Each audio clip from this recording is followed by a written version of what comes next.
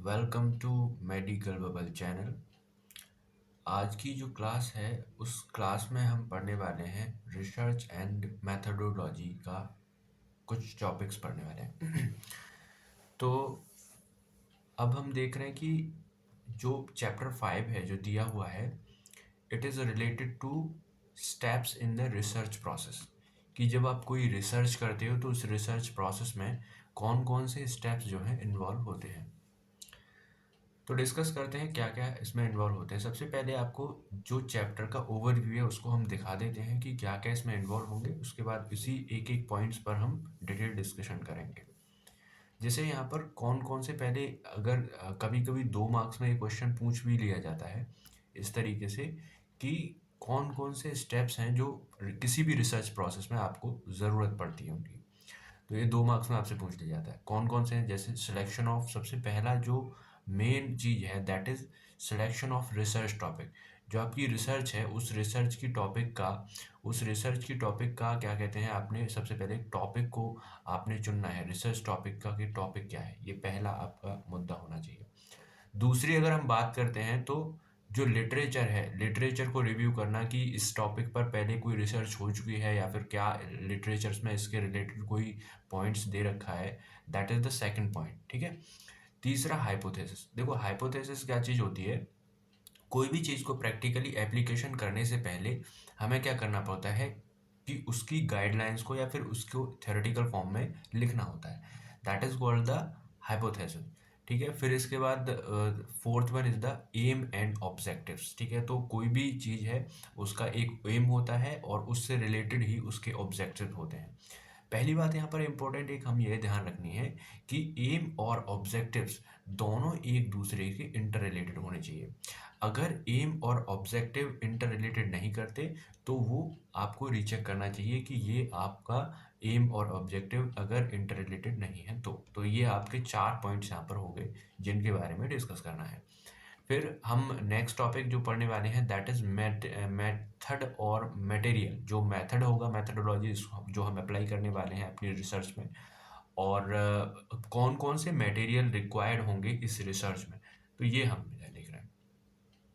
आगे बात करते हैं last and not least, that is called as the observation and result. ठीक है। तो लास्ट हम बात करेंगे कि क्या क्या इस रिसर्च में हमारे ऑब्जर्वेशंस रहे, क्या क्या हमने इसमें रिजल्ट पाए। जैसे हम एक एग्जांपल के तौर पर आपसे लेते हैं कि मान लो हमारे पास 5, यहाँ हम इसको 5 हमारे पास, सबसे पहले हमने मटेरियल रिक्वायर्ड था, उसके बारे में डिस्कस करेंगे। जैसे मान लो हमने ओबेसिटी का केस देख लेते हैं, है ना।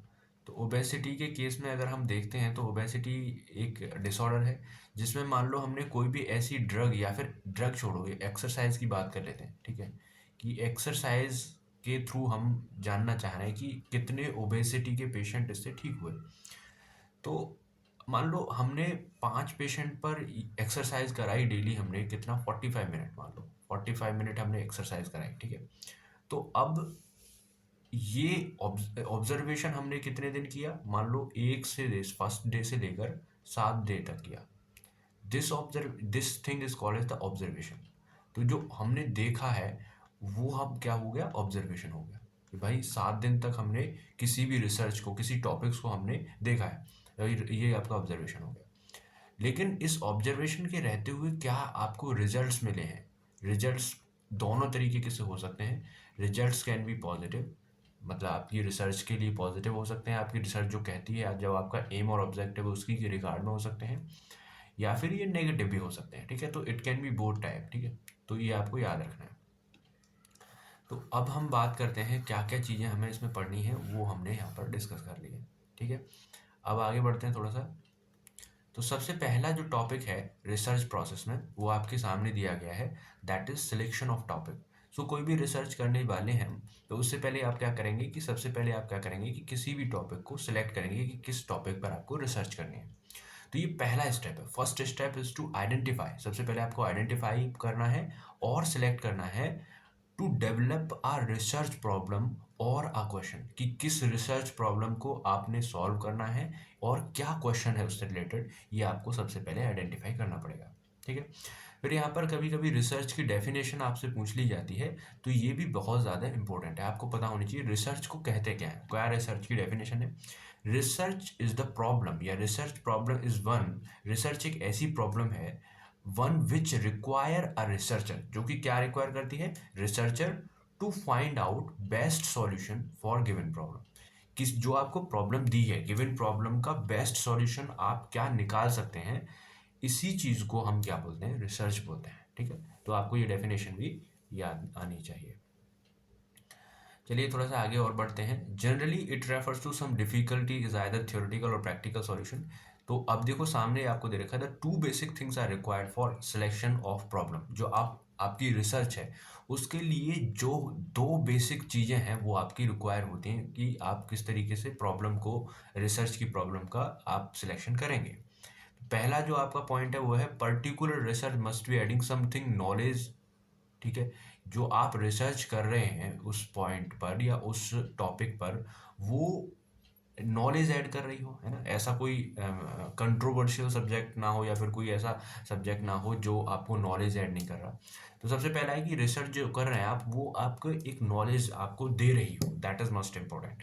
सेकंड की research must be useful and priority to public health. ठीक, खुद के लिए रिसर्च नहीं कर रहे, ये पूरा जो प्रायोरिटी हम देख रहे हैं वो किसके लिए दे रहे हैं, पब्लिक हेल्थ के लिए। ठीक है, तो दो चीज़ आपने यहाँ पर याद रखनी है कि कोई भी चीज़, टू बेसिक थिंग्स, जब आप सिलेक्शन कर रहे हैं टॉपिक्स का, तो दो चीज़ देनी है कि वो एक तो नॉलेज ऐड करे किसी भी पर्सन को या खुद के लिए, तुम जो यूज रिसर्च कर रहे हो, साइंटिस्ट है उसके लिए भी नॉलेज प्रोवाइड करा रहा है, और उसके साथ साथ आपको क्या कह रहा है, पब्लिक हेल्थ के लिए क्या कर रहा है ये, पब्लिक हेल्थ की प्रायोरिटी रखी गई है। ठीक है, फिर आपको क्या अवॉइड करना है, अवॉइड क्या करना है, कंट्रोवर्शियल सब्जेक्ट की, ऐसे सब्जेक्ट जो कंट्रोवर्सी रखते हैं। ठीक है, जैसे बहुत सारे हाइपोथेसिस थे, उन पर रिसर्च नहीं करनी, जो बहुत सारे साइंटिस्ट ने कंट्रोवर्सी कर दी है। और नैरो, बहुत छोटे सब्जेक्ट्स को आपने नहीं चुनना है। तो ये आपने चीज़ें याद रखनी है। आगे बढ़ते हैं, रिक्वायरमेंट्स। तो रिक्वायरमेंट क्या है कि कोई जो रिसर्चर है, जो रिसर्च फील्ड कर रहा है, ठीक है, तो वो उसको समझना चाहिए कि उस रिसर्च में क्या कॉस्ट आएगी, कितना पैसा होगा उसमें जाएगा। टाइम फैक्टर, यानी कितना टाइम लगने वाला है, क्या क्वालिफिकेशन इसके लिए रिक्वायरमेंट होगी, और कितने ट्रेनिंग्स फॉर हिज रिसर्च, कितनी ट्रेनिंग लगने वाली है इस रिसर्च में। ये सब चीज़ें उसको पूरी तरीके से पता होनी चाहिए। चलिए आगे और बात करते हैं थोड़ी सी। यहाँ तक हमने इसको देख लिया। अब define research problem and statement. तो किसी भी रिसर्च का स्टेटमेंट हमें देने, प्रॉब्लम का स्टेटमेंट देना बहुत ज़रूरी है। मतलब जब हम रिसर्च करते हैं तो उसके प्रॉब्लम को एक स्टेटमेंट फॉर्म में लिखते हैं। Topic of research must convey a specific term what scientific is studying. तो भाई जो भी रिसर्च का टॉपिक है वो ये एक मैसेज या फिर एक स्पेसिफिक टर्म को कन्वे करे कि वो क्या स्टडी की करी जा रही है। ठीक है, तो जैसे स्टेटमेंट यहाँ पर दिया गया है एक कि दसमूल त्रिवृत सिद्ध तेल मात्रावस्थी इन योनि व्यापद की, ये योनि व्यापद में हम क्या देख रहे हैं, मात्रावस्थी, किस चीज़ की मात्रावस्थी देके देख रहे हैं, दसमूल की और त्रिवृत सिद्ध तेल की। तो ये एक स्टेटमेंट बन गया, और ये एक स्टेटमेंट बन गया, इसी का सॉल्यूशन निकालना है हमें, कि ये हमने एक चीज़ बोल दी कि भाई हम ये करके देख रहे हैं, पर ये जो चीज़ है वो सही जाएगी कि नहीं जाएगी, इसको अपन को देखना है। चलिए आगे बढ़ते हैं थोड़ा सा। आगे रिव्यू ऑफ लिटरेचर। तो पहला पॉइंट हमने क्लियर कर लिया। पहला पॉइंट हमारा क्या था, first point was selection of topic. Second topic जो हम डिस्कस करने वाले हैं that is review of literature. तो अब इन्होंने बोला है कि research study never conducted in vacuum, so the effort should be made find out what already done and what still to be done. अब एक चीज़ है कि ऐसे रिसर्च जो हम जब कर रहे हैं, तो रिसर्च को ऐसे ही नहीं कर रहे, वैक्यूम में नहीं कर रहे, मतलब ओपनली ऐसे ही नहीं कि कुछ भी टॉपिक उठा लिया रिसर्च कर रहे हैं उस टॉपिक पर। ये एक ऐसा टॉपिक होना चाहिए जो हम लिटरेचर में ये फाइंड आउट कर सकें कि किस चीज़ की रिसर्च ऑलरेडी हो चुकी है और किस चीज़ की रिसर्च होना अभी बाकी है। तो ये दो चीज़ें आपको याद में रखनी है कि भाई किस चीज़ की रिसर्च अभी तक हो चुकी है उस टॉपिक का, और किस चीज़ की रिसर्च होना अभी बाकी है उस चीज़ का आपको याद रखना है। अब ये जो चीज़ है जब ही पता पड़ेगी आपको जब आप लिटरेचर की स्टडी करेंगे। ठीक है, तो ये आपने यहाँ पर देख लिया। आगे बढ़ते हैं। रिव्यू ऑफ लिटरेचर गिव्स, जो हम किसी भी लिटरेचर का रिव्यू करते हैं तो वो क्या देगा हमें, theoretical as well as methodological directions देगा, ठीक है, कि भाई ये चीज़ तो हो चुकी है, थ्योरेटिकल लिखी हुई है और ये चीज़ आपको अप्लाइड करनी है, ठीक है। ये चीज़ आपको कब मिलेगा, जब आप कोई भी टेक्स्ट जो है पढ़ेंगे उससे रिलेटेड, ठीक है। तो ये आपने याद रखना है। आगे बढ़ते हैं, फॉर्मुलेशन ऑफ हाइपोथेसिस। हाइपोथेसिस का थर्ड टॉपिक क्या है आपका, कि जो आप रिसर्च कर रहे हैं उस रिसर्च की सबसे पहले आप एक हाइपोथेसिस क्रिएट करते हैं। क्या करते हैं, एक हाइपोथेसिस क्रिएट करते हैं। It means mere assumption. अब हाइपोथेसिस क्या होता है, अजप्शंस होते हैं ये, मतलब समझ रहे हैं बात को, कि वो अभी फील्ड में चीज़ हुई नहीं है, वो बस एक अजम्पशन किया जा रहा है कि ये हो सकता है ऐसा। सम सपोजिशंस, कुछ सपोज मतलब कुछ मान रहे हैं अपनी तरफ से, इसको प्रूव भी किया जा सकता है और डिसप्रूव भी किया जा सकता है आगे जाके, रिसर्च के बेसिस पर ही करेंगे, ठीक है। But for a researcher it is a formal question that intend to resolve. Researcher के लिए पहला क्वेश्चन ये होना चाहिए कि उसको ये जो आप हाइपोथेसिस क्रिएट कर रहे हैं इसको आपको ही सॉल्व करना है, और इसी को आप प्रूव भी कर सकते हैं और डिसप्रूव भी कर सकते हैं। अब देखो नीचे क्या दे रखा है कि हाइपोथेसिस इज प्रपोज्ड एक्सप्लेनेशन है based on limited evidence used as starting point of further investigation. अब देखो रिसर्च किसी टॉपिक पर जब होना बाकी होती है तो इसका मतलब एविडेंसेस उसमें कम है। एविडेंसेस बहुत सारे अगर मिल गए तो इसका मतलब तो रिसर्च हो चुकी है या फिर वो टॉपिक वेरीफाइड है पहले से ही। तो लिमिटेड एविडेंस के बेसिस पर कोई एक सपोजिशन या फिर एक हम बात करें एजप्शन को मानना ही हाइपोथेसिस बोलते हैं, ठीक है। और ये एक फाउंडेशन बनाती है फर्दर स्टडी का, फ्यूचर में जो आप रिसर्च करने वाले हैं उस रिसर्च स्टडी पर एक फाउंडेशन क्रिएट करती है। तो ये आपको समझना चाहिए। आगे बात करते हैं स्टेट अ हाइपोथेसिस। जैसे एक एग्जाम्पल के हिसाब से समझ लेते हैं कि क्या ये पॉइंट है, ठीक है। जैसे उन्होंने बोला कि iron by intramuscular route is not more effective, याद रखना है, not more effective than the orally. उन्होंने बोला कि उन्होंने एक हाइपोथेसिस क्रिएट करी है एग्जाम्पल के तौर पे, कि जो हम आयरन टेबलेट देते हैं, आयरन की जो टेबलेट देते हैं वो आईएम ज़्यादा इफेक्टिव नहीं है एज कम्पेयर टू ओरली, तो ओरल ज़्यादा इफेक्टिव है। अब इसका एविडेंस हमारे पास कब होगा, जब हम कम से कम 10 से लेकर 12 पेशेंट पर ये देखेंगे दोनों तरीके से। 10 पेशेंट पर हमने देखा आईएम दे के देख लिया, और 10 पेशेंट पर हमने अलग 10 पेशेंट पर हमने ओरल दे के देखा, ठीक है। तो ये बाद में आएगा, ये जो इसकी जो प्रूफ है वो बाद में आएगा। सबसे पहले हमने क्या है, एक हाइपोथेसिस क्रिएट कर ली कि ऐसा हम मान रहे हैं या फिर ऐसा होता है कि जो आयरन है, आयरन इंट्रामस्कुलरली उतना अच्छा काम नहीं करता पर ओरली ज़्यादा अच्छा करता है। चलिए थोड़ा सा आगे बढ़ते हैं, आगे देखते हैं अब क्या क्या करेक्टरिस्टिक्स होने चाहिए हाइपोथेसिस को बनाने के लिए। ये बहुत ज़्यादा इंपॉर्टेंट है, क्या क्या करेक्टरिस्टिक्स, क्या क्या गुण होने चाहिए। सबसे पहला है it must be clear and precise. Hypothesis जो आप बना रहे हैं वो एकदम क्लियर होनी चाहिए और प्रिसाइज होनी चाहिए। बहुत ज़्यादा लाइन की नहीं है कि 10-12 लाइन की हाइपोथेसिस लिख रहे हैं, आप एक स्टेटमेंट दें, उस स्टेटमेंट के बेसिस पर क्लियर हो जाना चाहिए कि भाई ये चीज़ आपने आपकी रिसर्च करनी है। It should be capable of being tested, और ऐसी हाइपोथेसिस हो कि वो आगे आ जाके उसके टेस्ट किया जा सके, टेस्टेड किया जा सके, तो ये भी आपने ध्यान रखना है। It should be limited in scope, must be specific, मतलब कि भाई बहुत सारे लोग उस पर रिसर्च ना कर रहे हो और ये स्पेसिफिक होनी चाहिए। हाइपोथेसिस आपकी कोई कहीं से चुराई हुई नहीं होनी चाहिए, कहीं दूसरे की कॉपी करी नहीं होनी। It should start with simple fact और terms without changing its significance and should complete with time. ये जो रिसर्च है आपकी, जो स्टार्ट सिंपल फैक्ट से शुरू होनी चाहिए और चेंजिंग सिग्निफिकेंस और टाइम पर कंप्लीट होनी चाहिए। It must explain fact that give rise to need for explanation. ये कुछ ऐसे फैक्ट्स भी रखने चाहिए जो कि आपके एक्सप्लेनेशन के टाइम पर ज़रूरत पड़ेगी इनकी, ठीक है। तो आगे बढ़ते हैं, good hypothesis qualities must be adequate answer to specific problem, should be logical and simple. कि भाई आपके पास एडिक्वेट आंसर हो जब आप कोई हाइपोथेसिस लिख रहे हैं उससे रिलेटेड, और लॉजिकल हो और सिंपल हो, ठीक है। बहुत ज़्यादा कॉम्प्लिकेटेड ना हो, बहुत ज़्यादा पैराग्राफ्स में नहीं लिखो।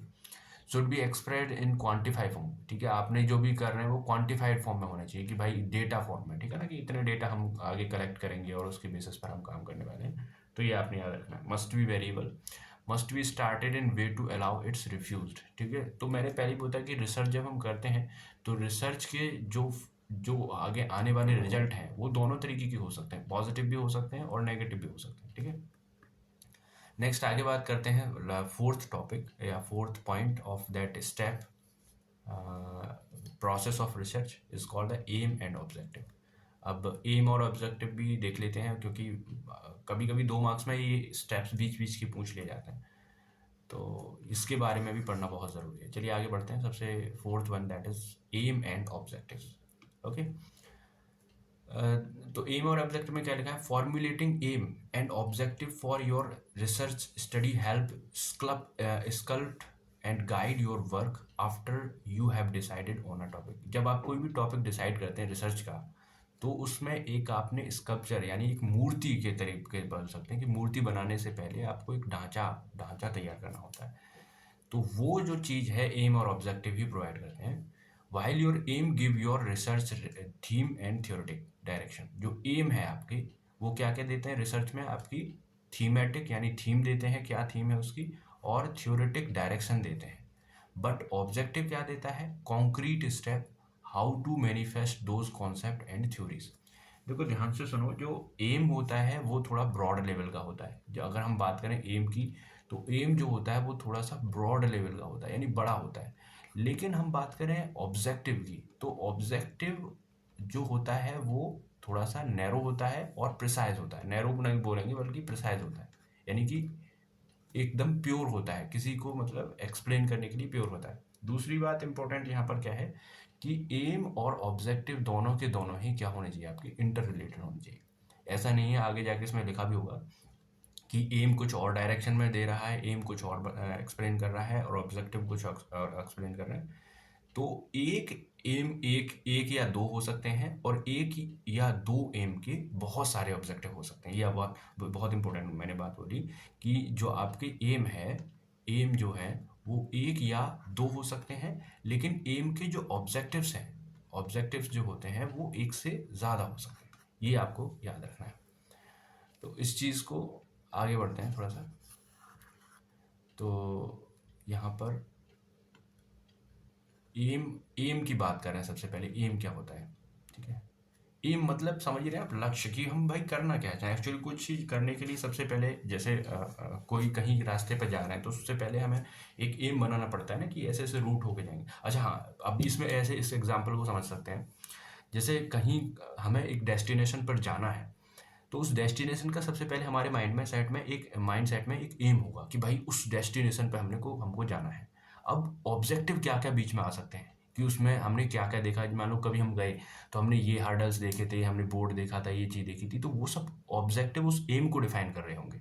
एम सटीक एक होता है, और उस एम को डिफाइन करने के लिए सटीक बहुत सारे ऑब्जेक्टिव हो सकते हैं। समझ रहे हो? तो ये चीज़ है रिसर्च प्रपोज। अब एम की बात कर रहे थे, aims are research proposals. Aim are statement.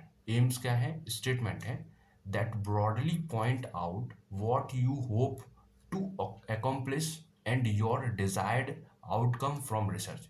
M क्या है? एक तरीके से ब्रॉड पॉइंट, मैंने पहले बोला एम ब्रॉड पॉइंट होता है। ब्रॉड पॉइंट आउट कि तुम्हारा क्या होप है जो आप रिसर्च करना चाह रहे हैं उससे। Aim focus on long term intended outcome, और they are typically not numbered in research proposal. Strong research proposal set out many out only 2 to 3 aims. ये याद रखना है, मैंने बोला था ना, मैनी नहीं सॉरी, 2 या 3 एम हो सकते हैं, लेकिन उन्होंने बोला है कि प्रत्येक एम के में है सेवरल ऑब्जेक्टिव। ऑब्जेक्टिव ज़्यादा हो सकते हैं। अभी तो मैंने एग्जांपल देके आपको बताया था कि डेस्टिनेशन एक हो सकता है, लेकिन डेस्टिनेशन के बीच में क्या क्या चीज़ें, हर्डल्स क्या क्या आने वाले हैं, क्या क्या आपने देखा है, वो एक से ज़्यादा हो सकते हैं। तो ये चीज़ आपने याद रखनी है। चलिए आगे बढ़ते हैं, थोड़ा सा ऑब्जेक्टिव की बात कर लेते हैं। Objective lay out how you plan. Objective देखो क्या है कि how you plan to accomplish your aim. Aim को आपने किस तरीके से प्लान किया है, यानी डेस्टिनेशन को जो जा रहे हो आप, उसको कैसे आपने प्लान किया है। अब बताया while aims are broad in nature. Aims जो होते हैं वो बड़े नेचर के होते हैं। Objective are focused and practical. Objective focused होंगे कि भाई यहाँ ये देखा था, और प्रैक्टिकली आपने प्रैक्टिकली जाना है, जैसे वो ये प्रैक्टिकल होते हैं। तो they include a list of practical steps task you are going to take to meet your aim. ठीक है, वही चीज़ है, डेस्टिनेशन पर जाने के लिए जो बीच में चीज़ें आ रही हैं, प्रैक्टिकली जो चीज़ आ रही हैं, वो ऑब्जेक्टिव्स होते हैं। तो आई गेस आपको ये क्लियर हो गया होगा। चलिए आगे बढ़ते हैं।